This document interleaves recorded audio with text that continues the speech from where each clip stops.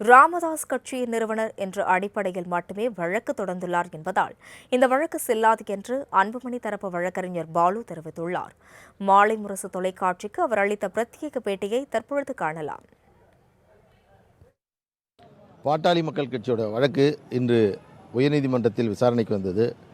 விசாரணையின் போது இந்த வழக்கில் இடைக்கால தடை உத்தரவு பெற்றபோது முன்னெச்சரிக்கை மனு என்று சொல்லக்கூடிய கேவியட் மனு இருந்தும் அவர்களுக்கு நோட்டீஸ் வழங்காமல் இந்த இடைக்கால உத்தரவை பிறப்பித்ததாக நீதிமன்றத்தில் அவர்கள் கடந்த முறை தெரிவித்தார்கள்.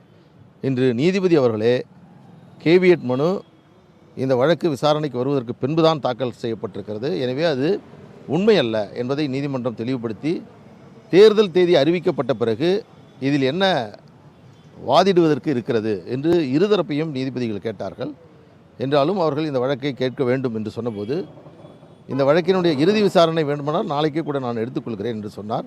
அப்பொழுது அன்புமணி ராமதாஸ் அவர்கள் தரப்பில் சில ஆவணங்களை எதிர்த்தரப்பினர் எங்களுக்கு வழங்க வேண்டும் என்ற ஒரு மனுவை கீழமை நீதிமன்றத்தில் தாக்கல் செய்துள்ளோம்.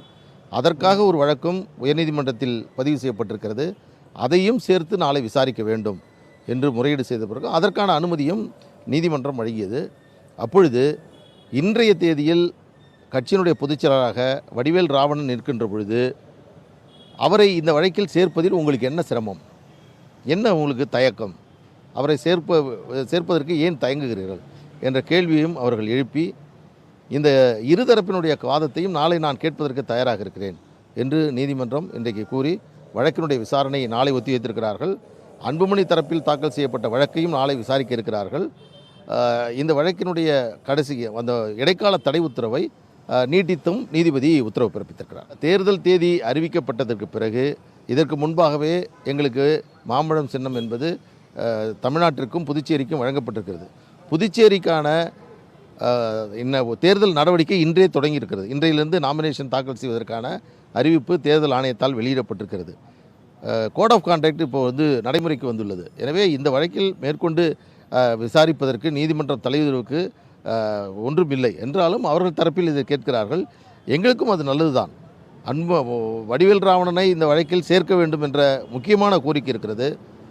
பைலா கட்சியினுடைய விதிகள் திருத்தம் செய்யப்பட்டதாக சொல்லி ஒரு மோசடியான ஒரு பைலாவை அவர்கள் கீழமை நீதிமன்றத்தில் தாக்கல் செய்தார்கள். உண்மையான பைலாவை வழங்குங்கள் என்பதையும் நாம் சொல்லியிருக்கிறோம். எனவே இதையெல்லாம் கேட்டதற்கு பிறகுதான் இந்த வழக்கு நிலைக்கத்தக்கதா, இந்த வழக்கை தாக்கல் செய்ய முடியுமா என்பதும் ஒரு கேள்வி. இதில் பாட்டாளி மக்கள் கட்சி என்ற அடிப்படையில் இந்த வழக்கு தாக்கல் செய்யப்பட்டிருக்கிறது. ஒரு நிறுவனருக்கு அதுபோன்று தாக்கல் செய்வதற்கான அதிகாரம் இல்லை என்பதை இதற்கு முன்பே நாங்கள் தெரிவித்திருக்கிறோம். எனவே இதையெல்லாம் விசாரித்து தான் இந்த வழக்கில் இறுதியாக ஒரு முடிவை எடுக்க முடியும்.